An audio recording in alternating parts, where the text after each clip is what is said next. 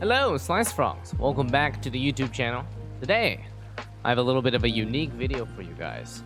We have 1.5 for Genshin Impact coming right around the corner. Currently, we are about 7 days from 1.4 ending, and we don't really have much to do right now. So I thought, maybe I'd give you guys a little bit of a unique perspective or a look at what my account has gone through over the last 6 months of Genshin Impact being released.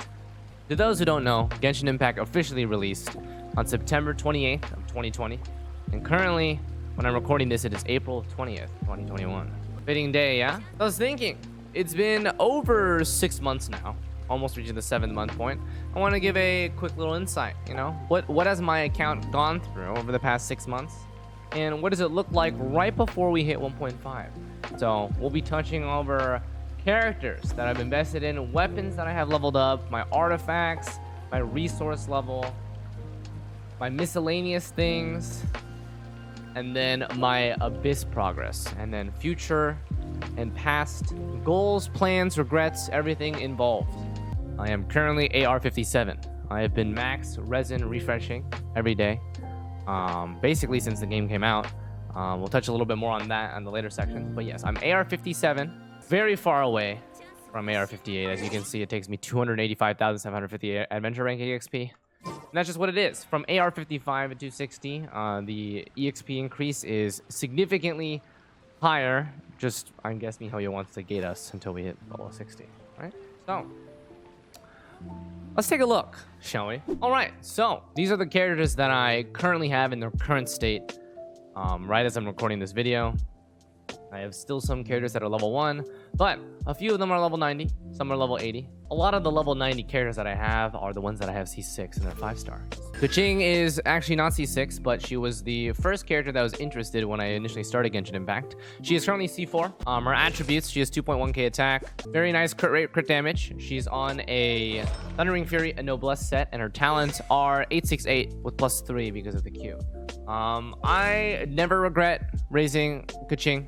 I still value her playstyle very highly. Keqing is one of the characters that initially drew me to Genshin Impact when the game first released and they showcased her. I was like, wow, she's a really flashy Q. She looks very beautiful, and she was the first target of my initial Genshin Impact career. So she is level 90. Eventually, I'll get her talents up further than 868. But as of now, this is where she stands. She's using Primordial Jade Cutter, and she's on 2 Thundering, 2 Noblesse. I still, whenever I play her, she's very, very, very fun to play. Very active, very flashy, and lots of fun. Do I regret raising her? No, I don't. But I think she needs a little bit more investment than other characters. But she's still fun to play. Second, Xlice. Xlice is kind of like the cutesy daughter of Genshin Impact, is how I like to see it. She's super cute. And she's basically nukes everything. She doesn't currently have artifacts on because she has been Friendship 10 for a while, and I'm currently using other different characters. I have a lot of arrow characters with levels, as you can see. 1, 2, 3, 4, 5, 6. Let's not talk about this one. Nothing wrong with Diluc, it's just that I don't prefer his playstyle. It's very resident sleeper to me. But yeah, so back to Xlice. She typically uses, I should put it on right now. She typically uses the Lost Prayer to the Sacred Winds. She would be on 4 Crimson. She is C6 when I initially got her. I thought that she was really fun. I enjoyed her charge attack playstyle. There's no regrets here. I definitely adore the way she plays. Her talents are 888. So these are +3 from the constellations. Yeah, she is definitely very ayaya kind of playstyle. When Twitch chat sees me play Xlice, it's a very Jin Dancho type playstyle. Sorry if I'm using a lot of like Twitch inside jokes. I am a streamer more than I am a YouTuber, but we're growing the YouTube channel. Want to check out all my progress that I have been doing on Genshin Impact? You can check out twitch.tv/Xlice. That is where I stream almost every day, and all my progress is shown there. If you're there, you won't miss a beat on what I do and how I farm every single day, my daily routes and stuff. So feel free to check it out. All right, so Ganyu.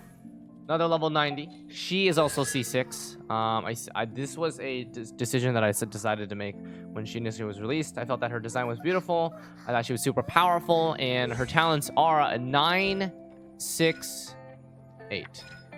So I need to do a little math. So -3, right? 968.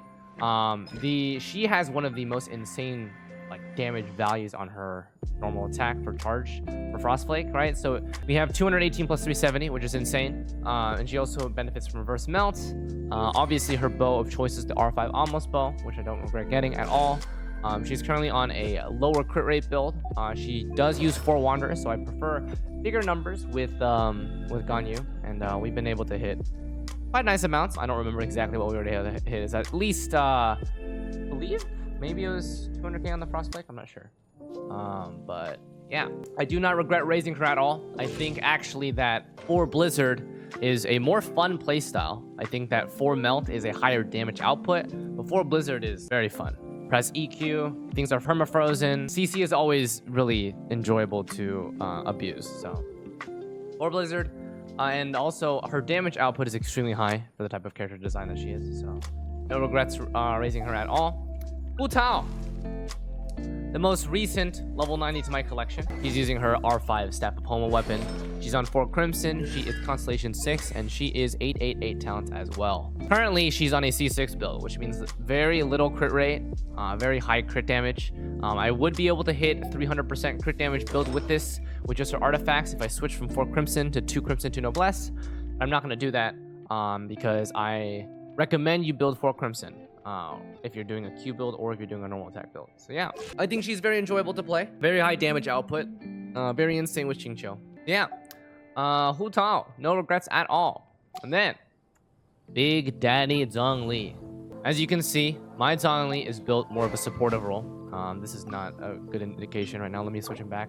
So, I typically use Favonius Lance on Zhongli. I like him to spam Q as much as possible. And he is 33k HP. He's running 58 120 crit damage with a bit of recharge and 90 geo damage bonus. I like running him on 2 Noblesse 2 Petra. I'm not sure if I'm going to be switching to 4 Millilith. I kind of like his damage output with 2 Noblesse 2 Petra. But we'll see. We'll talk about this in the future.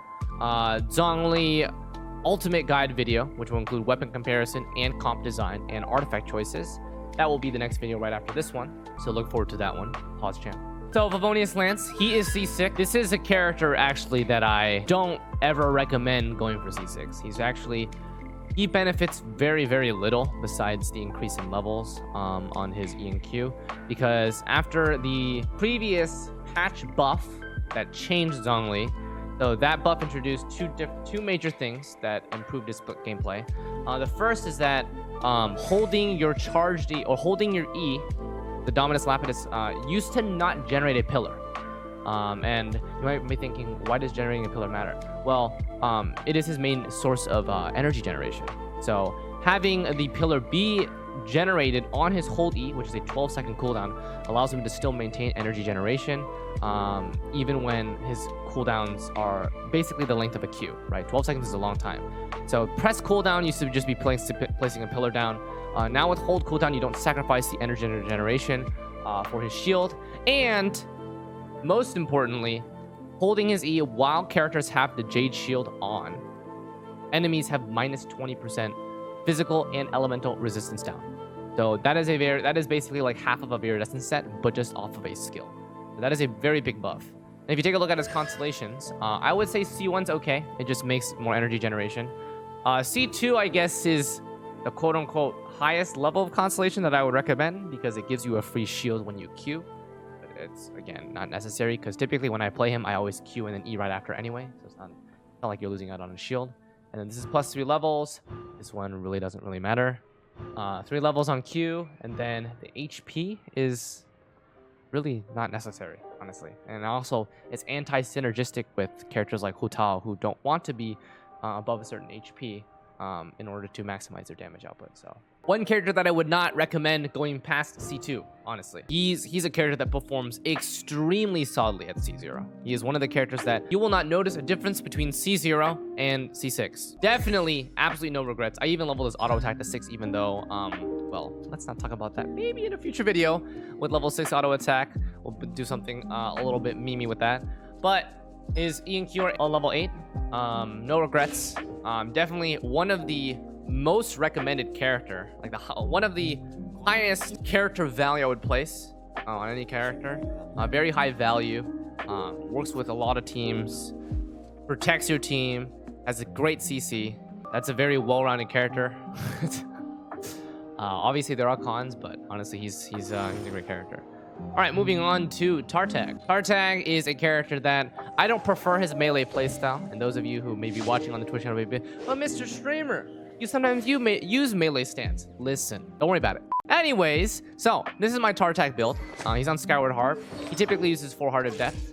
And he's currently running an 84 187.9 crit damage build. He is someone that I C6'd. And if you watched my Rosaria pull video, you'll realize that I eventually got more copies of him, which I didn't really need.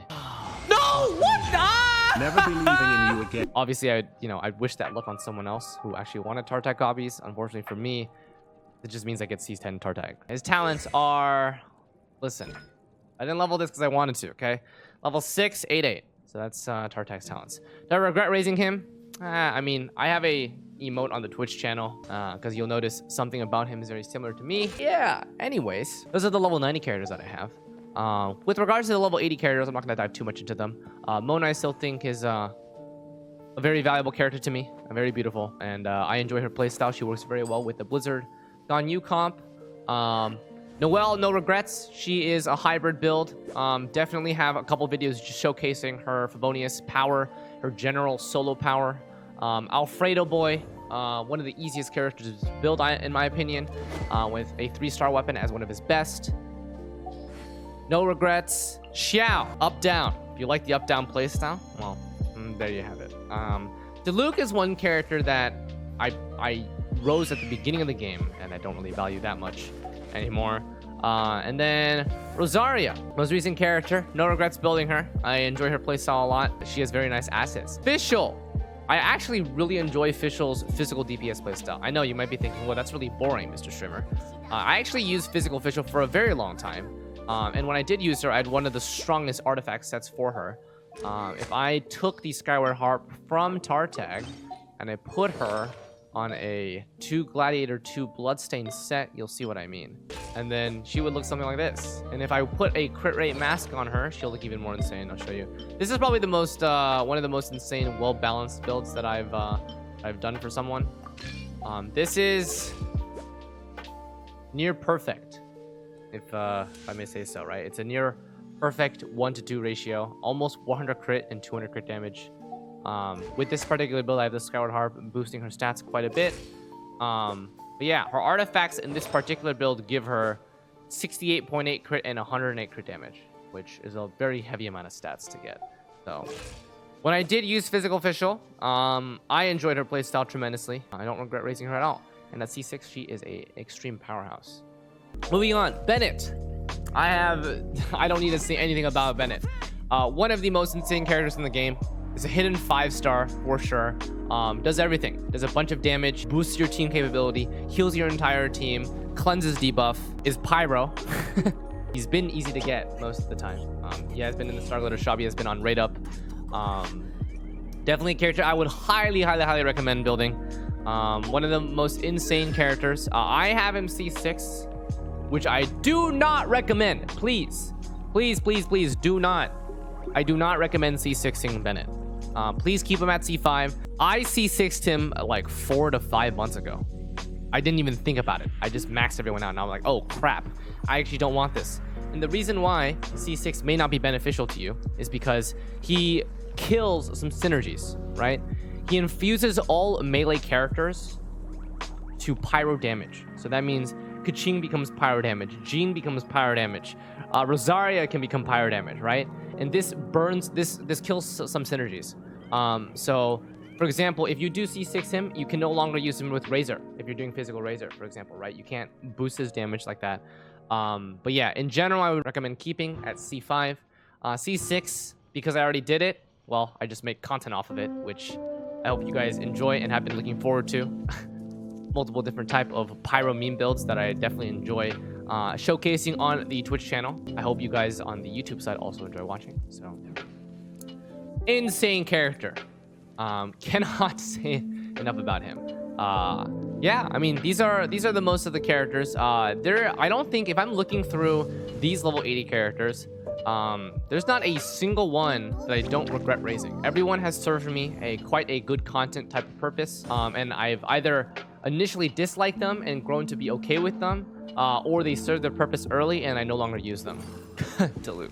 Diluc is a character that, well, I have let sit on the sidelines for quite a while now. Whenever I play him right now, he just seems very one-dimensional and also not the most fun for me to play. That doesn't mean that he is a bad character at all. I still think he synergizes very well. He's a pyro main DPS. You can't go wrong with that. And if you pair him with Xingqiu, then boom, you're gonna be doing a shit tons of damage. So if you do use Diluc and you got, like, you know, very high star, 36 star in the Abyss, kudos to you. He's just not my preferred playstyle, but I respect all the gamers who use Diluc and any other character that I mentioned here. Amber. Amber was a project that I did on the very first Abyss rotation. Those of you who remember, the first Abyss rotation drove a lot of people crazy. On floor 12 of that Abyss, it was a cryo-focused stage, and it drained your stamina. So you could sprint only like 3 to 4 times. And also, the enemies all had ice claws. So it was very enjoyable, and it was very annoying for all the veteran frogs who've been playing since first 2 months, I believe. I'm not sure when Abyss changed, but I think it was the first 2 months. But yeah, I used Amber during those stages, and I did a charge attack build Amber. Not only a charge attack, but I also did a Q spam build. So you can see her talents are 8, 6, 8. I do not regret raising her at all. I made content with her, you know, I'm not sure if I'll invest in her again for future content, but if the opportunity arises, then I'm not going to be opposed to it. Now, I use her as a noblesse Q spammer. So she is a melt enabler now. Inflicts multiple ticks of pyro damage on her Q over the course of 2 seconds, and she is using elegy. So that is the current Amber build at the current state. Taking a look at Venti. Venti is one I think is still a very strong and unique character. He has a Q that basically CCs for a solid 8 seconds. That is pretty insane. Those enemies that are light enough and are not like, you know, roly-poly Geovichaps or Rune Graders or stuff like that, can be pulled much more easily and can be CC'd for a longer duration of time. He also has an insane Storm Eye talent, which restores 15 energy to all of the corresponding party members who are swirled, which is incredible.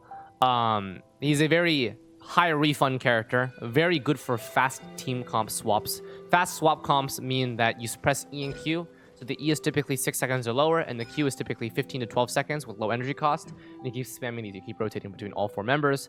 I have him at C0. I don't think he benefits at all from constellations. You can make him do more damage, I guess, but this is just for speed runs.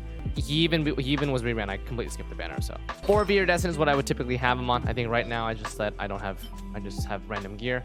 But in general, I think Venti is a very valuable member to invest in. Right now, I think he's less valuable because floor 12 is heavier enemies, right? But no, in general, we'll see if anything changes for 1.5. We have no idea. So we'll see what happens there. And we'll see if he makes a return. With Eula and Yemfei coming out, I'm sure that miHoYo will incentivize some different tactics. So, Chi-Chi. This is a character who I leveled up at the very, very, very beginning of the game to heal me.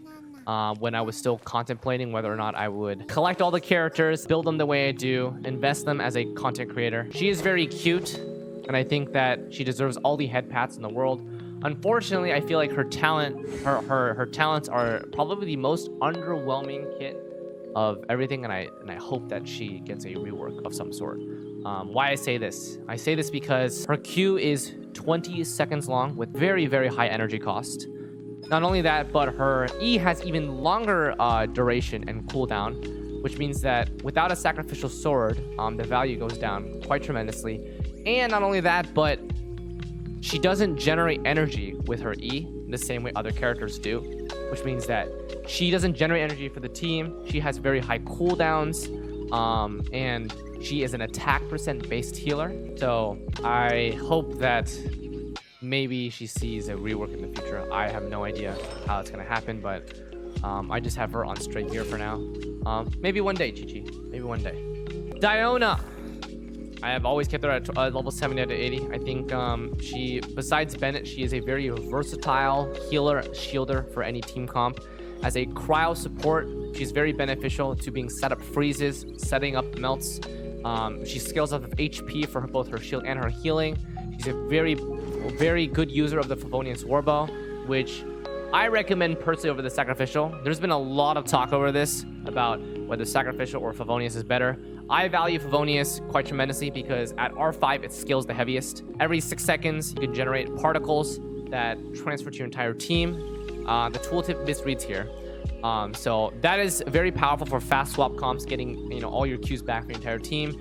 Works perfect for freeze comps with Ganyu. Works perfect for just pairing up with pyro enemies or pyro allies. Works well with shielding Xiao, shielding Hu Tao, working with Keqing as well if you want to do some superconduct builds.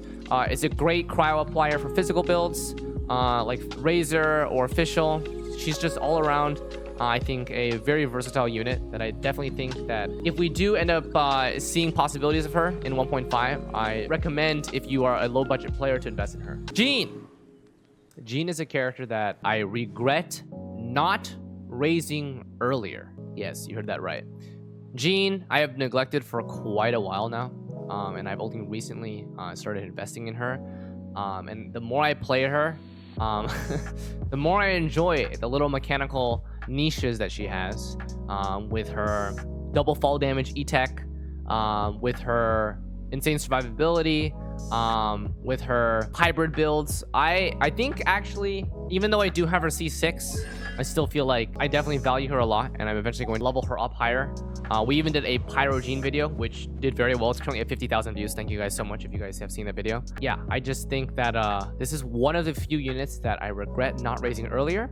But now that I have her raised up, I'm going to further invest in her, and hopefully one day she'll be Friendship 10 as well with the rest of my crew.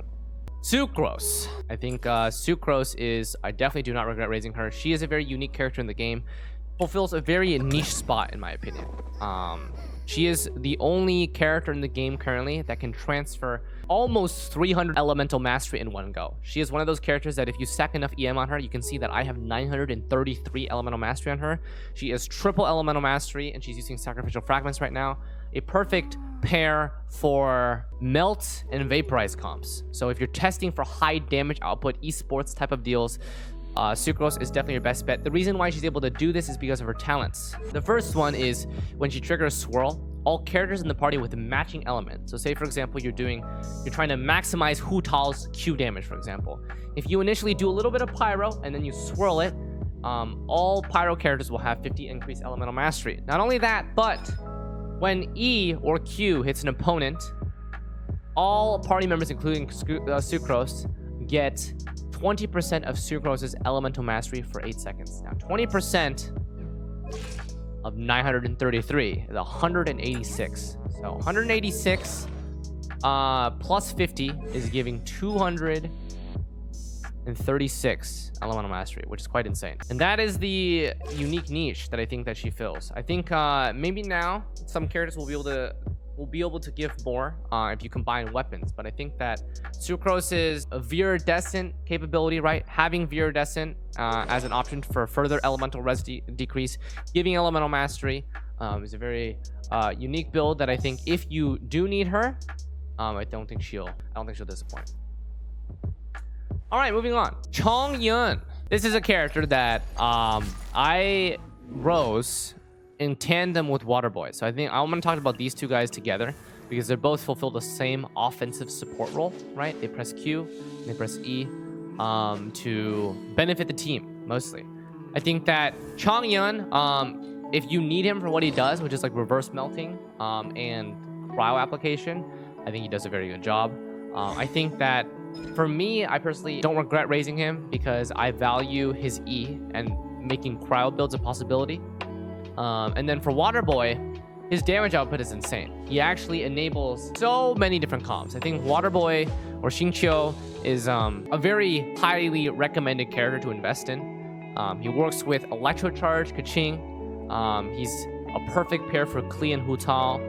He works very well with Ganyu freeze comps if you weave in normal attacks with your charge attacks. He works well with Diluc, Rosaria, Electrocharge Fischl builds, Bennett, even Shao if you want to. He is a great support in a lot of teams, and I highly recommend that you invest in him. Even if you don't have Sacrificial Sword. Sacrificial Sword is obviously the best slot weapon because refunding his E is very important for getting his Q back. But if you don't have it, that's okay. I think you can still benefit from Skyrider's Sword, Favonius Sword, Festering Desire, Harbinger of Dawn if you don't need the recharge, maybe even Alley Flash. But yeah, in general, I think very, very solid. Definitely don't regret raising. Xiangling. Don't regret raising to level 60 out of 70. At C6, she is one of the best pairs for melt or pyro application.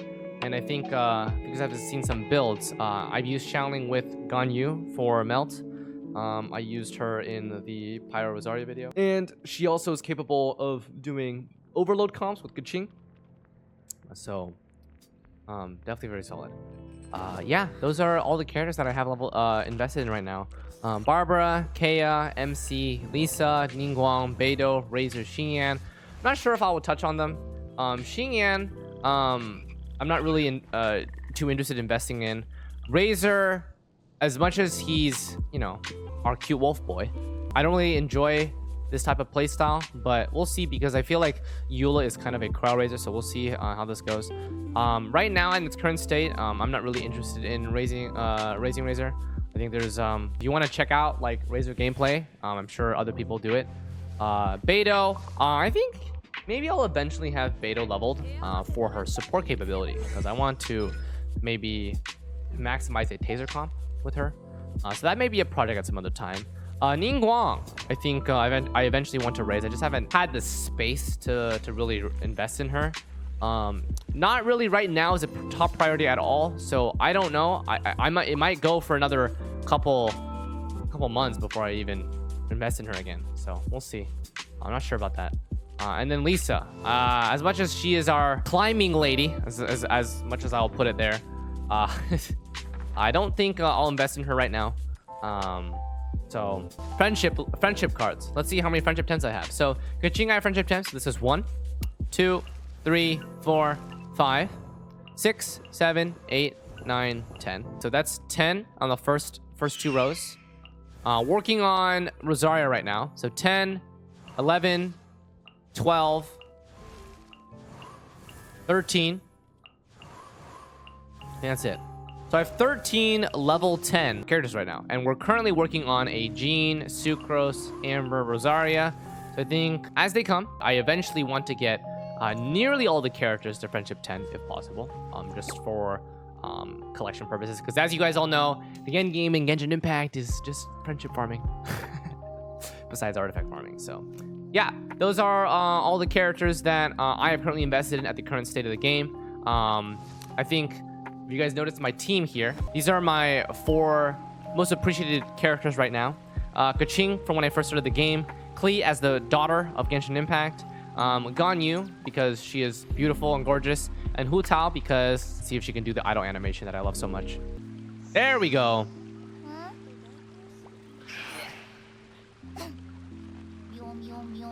That's my favorite. All right, so besides that, Zhongli is another character that I really enjoy playing. Quite insane. Mona is a character that I enjoy playing a lot, and that's basically wraps up the characters. Take a look at the weapons that we have. So as you guys know that I have been doing weapon guide videos, so I will have quite a lot of weapons leveled. So currently I have 1, 2, 3, 4, 5, 6 weapons at level 90 for the 5 stars, and 1, 2, 3 for the 4-star weapons. Windbloom Ode, Festering Desire were event weapons that gave or that enhanced at a higher speed. So sorry, that didn't make sense. They had a 1.5x enhancement during their corresponding event, which is why I level 90 them. It just saves me resources in the long term. Stringless was a bow that initially was very powerful and still is very powerful, and is why R590'd it. The weapons that I have so Ganyu's bow almost is level 90. The Skyward Harp when I was playing with Fischl, and also Tar Tags level 90. Lost Prayer to the Sacred Winds is a crit-based catalyst for Xlice level 90. Jade Spear for Xiao level 90, R5 Homa for Huta level 90, and Aquila Favonia because it has the highest base attack and is perfect for Bennett's transfer. Typically what I have. And then level 80 weapons. So we have 1, 2, 3, 4, 5 for the 5-star weapons. For the 4-star weapons, I have a lot more. We have 1, 2, 3, 4, 5, 6, 7, 8, 9, 10, 11, 12, 13, 14, 15, 16, 17, 18, 19, 20, 21, 22, 23, 24, 25, 26, 27, 28, 20, 27, right? Is that it? Yeah, that looks right. 7 by 4. So I have 27 weapons at level 80. And most of these are for weapon comparison videos that I like to do. So we will continue to do these. One of my goals for weapons is to get all unique 4-star weapons to level 90. That will take billions of these mystic enhancement ores. But over time, eventually, hopefully, I'll be able to slowly climb my way up there. Hopefully, MiHoYo doesn't release too many new weapons that will cause me to continue sapping from these. But one day, possibly. If not, then just level 80 is fine as well. And I appreciate all the gamers who have been checking out our weapon guides. Again, I am going to be making one for Zhongli. It's going to be a more comprehensive guide. That'll be right after this. So yeah, so that is my weapon count at the current moment. You can see here that I have 7 Skyward Blades and only 1 Elegy for the end. Listen, don't worry about it. I also have 8 Skyward Harps. The Memory of Dust, I believe, was... When did I do this? Memory of Dust, don't fully remember what the other weapon was on this banner. I'm not sure if it was a Lost Prayer, or maybe this was with Skyward Harp. Maybe Mr. Editor can help me out here. But yeah, so that's my weapon count. I typically like having, for all these crit-based weapons, I like having another one in case. So originally, I actually didn't have R5 Lost Prayer. I had like 2 R1s. That's how I started with these. So these crit weapons, I like having 2 sets in case I ever want to have 2 characters on the same team who want to build them. So those are the weapon count right now. 27 4-star level 80 weapons and a good chunk of level 90s. So let's move on to artifacts. If you watched me on my Twitch channel, you know that I have a hoarding problem, I guess. So I typically always have at least 900 5-star artifacts that you can probably see here. I have hit 1,000 pure 5-star artifacts once. So I am very, very picky with my artifacts. I only upgrade certain ones that I think are very valuable on either hitting a very high crit rate or have both crit lines, etc. This is a culmination of over 6 months of max refreshing every day. Max refreshing every day costs 800 Primo Gems. If you go to the plus button here, you can do these 6 times a day, right? And it costs you 50, 100, 100, 150, 200, 200, which in total is 800 Primos per day. So over the course of 6 months, if I've done 6 months or over like 200 days-ish, right? Because it's almost 7 months now. So 200 days of artifact farming with max refreshes. That is 800 Primos over 200 days, which is 160,000 Primo Gems. So I have spent $2,000 on strictly just refreshing resin for my artifacts. I just do this as a content creator. This is how I perfect the artifacts of my pieces. So I recommend you do this, not if you don't have the disposable income to do so. This is not what I would recommend if you know, you didn't have the budget to. So yeah, that's just the background behind why I have so many artifacts. Let's take a look how many plus 20s I have. So over a 6-month period, 23 full rows. So I have 23 rows of 7 artifacts, which comes down to 161. I have 161 plus 20 artifacts over my entire 6-month career of Genshin Impact, which averages to around 25 artifacts per month. Not that bad if you think about it. So 160 over 6 months is about, yeah, I think that's a little bit, that's about accurate. About 25 plus 20 artifacts per month, which is actually surprising to me. Considering that that would typically average to 1 plus 20 artifact per day, but that's actually yeah, no, that is about right. It's about 1 plus 20 artifact per day, just under, but this is with 6 max refreshes per day, so I get about double or triple the amount of resin that you know, non-refreshes would get. So just take my artifact count and like cut it based off of how much resin you spend on artifacts. And keep in mind that I am very min-maxy with my artifacts. So you'll see that a lot of these artifacts, I only really upgrade for certain types of gear, right? Let's take a look at my artifacts. And I sort by crit damage. What is the highest crit damage piece? So this is a 34% piece. That's a 33% piece, 28% piece, 36% piece, and these are just the substats. So my highest crit damage piece is this one, which I actually got very, very, very early on to the game. So I got a 36.5 crit damage piece. I believe this was a 5x roll. So this one rolled entirely into crit damage. I got 36.5. And typically I have very few that are at this level, right? So the amount of artifacts that I have at 30 plus crit damage substat, 4. So I have 4 artifacts at over 30% crit damage. If we take a look at the crit chance, so this is a 13.6 crit chance. This one is a 13.6 crit chance again.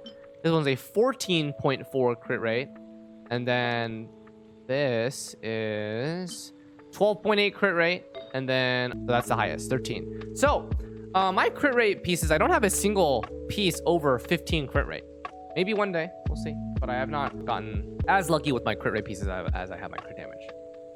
But yeah, the best artifacts that I've gotten as to round out the artifacts are actually, unironically, my bloodstain pieces. You guys don't know, Noblesse dungeon, Noblesse bloodstain dungeon, which is this dungeon right here. Definitely probably one of the highest farmed dungeons in the game, for reasons because the Noblesse artifact set is one of the most versatile sets to use on almost all the characters in the game. Probably all offensive supports can use Noblesse, and there's a lot of main DPS that can also use Noblesse.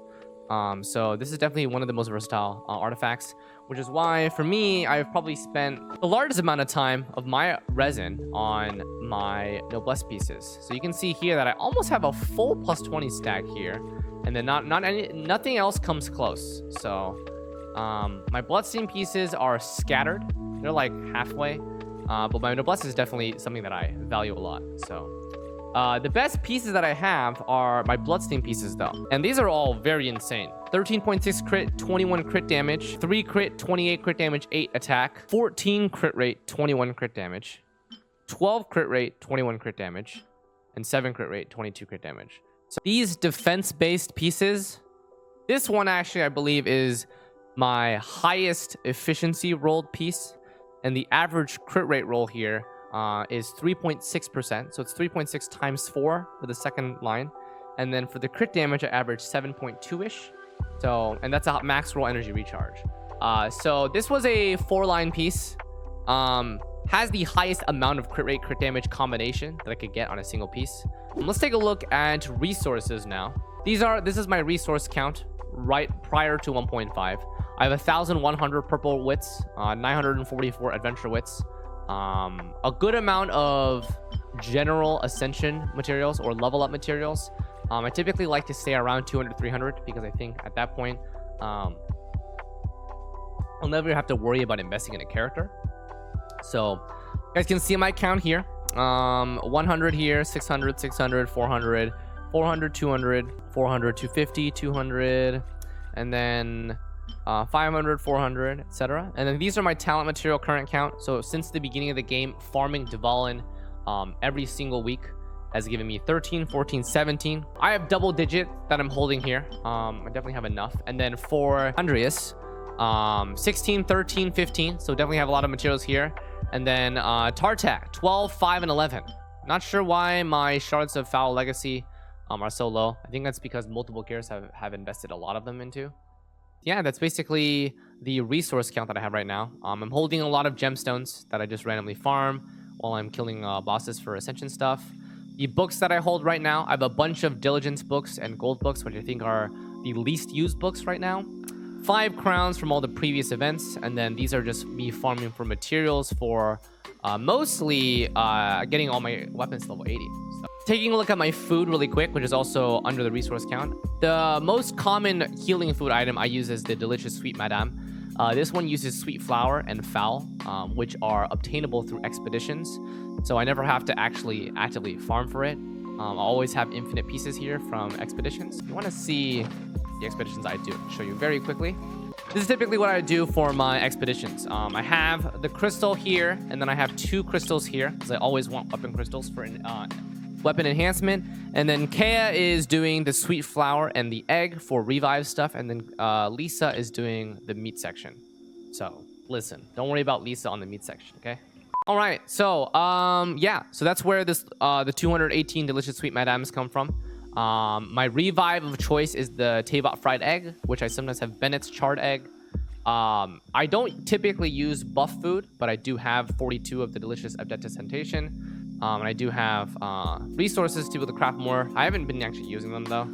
I don't necessarily farm for potions that much, so I don't really use potions unless I'm doing esports builds, but I don't really do those that often. So crystals and prototypes. So I have 1,208 crystal chunks. I typically try to keep myself above 1,000. I do my magical crystal chunk every single day. This is a part of a daily routine that I do on stream. And then prototypes, 2 sword prototypes, 1 bow prototype, 2 claymores, 3 catalysts. I have crafted the Mappa Mare. I've crafted the Frostbearer. I've crafted prototype Crescent, Crescent Pike, Star Glitter, Dragon Spine Spear, prototype Archaic, White Blind. I think that's it. I don't think I've crafted any of the sword prototypes. I've crafted 2 prototypes. So that means I have 5 total catalysts. Crafted prototype Archaic and the White Blind, which means I have 4 claymores. Prototype Crescent. I don't have the compound bow. So 2 bows, and then Dragon Spine Spear, Star Glitter, Crescent Pike, 3 spears, so 3 polearms. That is that count, and I have all these resources that I occasionally farm, but not really. Those are all my resource counts. For the gadget section, this NRE is from the Mondstadt Reputation. I use this quite frequently. I just have it, and this is where you guys can see on my hotbar, right? There's a Z key right here. So if I do Z, it'll heal me. And if someone ever faints, which would never happen on my stream, no cap, I would use the charred egg that would be automatically there. So Sealy event. So this was from the Sealy event. I forget how long ago this was from, but I think this was one of the first events where we got like a quote-unquote pet. Parametric transformer is an every 7-day thing. It just gives you a little bit of extra materials. These cameras, I believe one was from the Lantern Rite Festival, and the other, I'm not quite sure. I don't remember where the other one was from. But yeah, one was from the Lantern Rite Festival. And Dora was from the most recent event that we had, and then these were from the Windbloom. So this is miscellaneous quest tab, and then finally, precious items. So this is just for my most recent Abyss Clear. I haven't opened these up yet. I'll probably do this on stream at some point. These are the quote-unquote pay-to-win talent books. I just buy these because it makes, you know, farming easier. I can spend it more on spend the resin more on getting useless defense and HP percent artifacts. Woo! And then these are character ascension materials. And you guys definitely have had your eyes on. I have 140 fragile resin. This is 6 months of accumulating fragile resin. I've spent maybe less than 5 through my entire Genshin career. So this is a pretty accurate number on the highest amount of fragile resin I think anyone has held on their account. This is my status. This started as a meme. So the fragile resin started as a meme. When initially I was playing the game, I said I was saving my fragile resin to when I got to AR45 to farm for artifacts, right? And then I didn't ever use them at AR45. Whenever I was streaming and doing content there and farming artifacts, I would always use my max refreshes per day, and then I wouldn't have time after that. I'd be killing my world full of mobs for mob drops, and I would never end up using the fragile resin. And then chat would always be like, Mr. Streamer, why do you have so many fragile resin? And I'd be like, well, listen. And I'd tell them this backstory, right? So my fragile resin count is 140 as of now. We will see how this grows in the future, because now it is a pure meme and I'm not going to use any fragile resin. I don't plan on using fragile resin. I'm already AR57. There's no need for me to. So this has just become a counter for me to think about how much fragile resin can I get and what will it look like in the future. So Right now, we snapshot it. 6 months into the game, I have 140 fragile resin. For those who don't know where you can get more fragile resin from, the battle pass gives you fragile resin if you purchase $20 tier, which gives you like an additional amount. And also the rewards from the actual battle pass also give you additional ones, right? So we get 10 fragile resin from each battle pass. And each shop refresh gives 1. So slowly we will accumulate over time. All right, so that takes a look at my inventory. Let's move over to the Abyss and let's check out my Abyss progression over the last 6 months. Let's see my Abyss progression. So I am a 36-star gamer. If you take a look at the challenge summary, this is when we first started. So the game was first released in September 28th. The first Abyss rotation, I believe maybe, I don't actually remember if there was one right before it reset for October, but if there was, then I didn't do it. So the first Abyss was the first half of October. So October to the 15th was the first trial, and this is a throwback. This is a throwback. So Kaching and Diluc were my main DPS, and I got 24 stars, and I did not clear 12-3. So now you guys know. In the first 2 weeks of the game, I did not clear 12-3. I did not fully clear the Abyss. Moving on to the next stage. This is the time where I used Diluc, Xiaoling, Fischl, and Barbara. Yeah, this was the time, huh? And Kaching took 832,000 damage. Kaching was defeated 241 times. I'm not sure if this was defeats on how many enemies she killed or how many defeats I suffered. I'm not sure. Moving on, for the first month of the game, I cleared 12-3. I did not manage to 36 star. I did not. So in this, you guys can see a Chi-Chi here, a Fischl, Kaching, and Diluc. These were still my 2 main DPS here. And then from November onwards, from the 31st day, or actually like probably like 35 days. So starting from November is when we started 36 starting the Abyss. And I have only ever 36 started since then.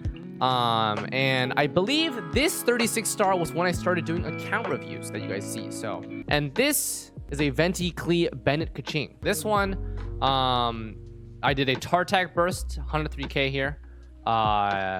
Still used Klee and Kaching, I believe. So, nothing really changed here. Added Tartag to the comp. And then here, so I still use Klee as one of my comps, but I think this was my physical official display. Moving on to the end of 2020, this was a weird one. This is the one where I did a very specific 3-unit only clear. So I did a 6-unit 36 star clear. Moving on to January. Oh yes, I remember this one. So if you guys don't know, this is actually a reference to my 4-unit build, I believe. So I did a YouTube video on Favonius Noel, I believe. So this is, I uploaded this video January 11th of 2021. Favonius Noel destroys 9-star 412, right? So Noel and Sucrose were double Favonius users, and Fischl Bennett were Rust and Festering Desire. So I only used 4-star weapons in this comp. That was a meme clear that I did for a video. This is before I became larger on YouTube. If you guys want to check it out, I think Mr. Cope will probably link it in the description below. Second half of January, I think this is when Ganyu was released. So here is my deepest descent for 12-3. This is with Xiao Zhongli and then Melt Ganyu. So this is when Xiao and Ganyu came into the picture. Ganyu's highest single strike was 179k with her auto. Cool. I think this was probably the new Abyss, and I did 4-star unit, 4-star weapon only. Okay. I remember this one. This one was one where I was memeing with Diluc because I believe Miss PP chose my comp and I was forced to use Diluc here. So that is why. All right, don't get any ideas. And then this is where I started using Hu Tao, and then also Jean and Venti were used here.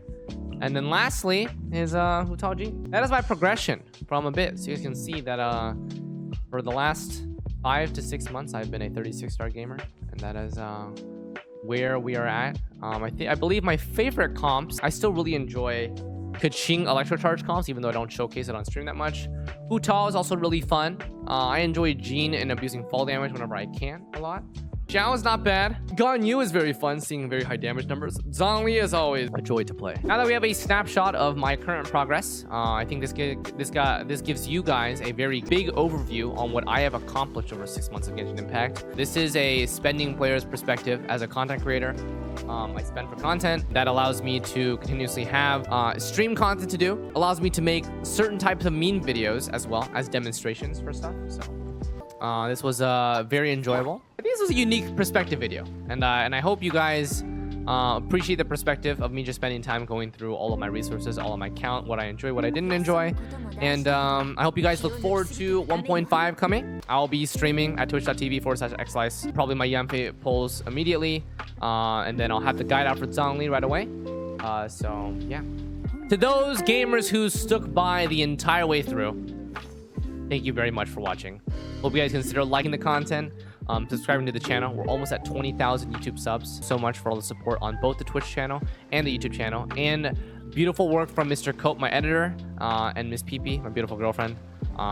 Psycho, their work on thumbnail and video creation. So, chat, thank you very much for joining me on this recall of my account. Well, basically, you know, you guys see the account progression all the time on my Twitch channel. So I'll see you YouTube frogs on the next video, which is likely going to be the Zhongli guide video. And take care. See you guys next time. Thanks for watching.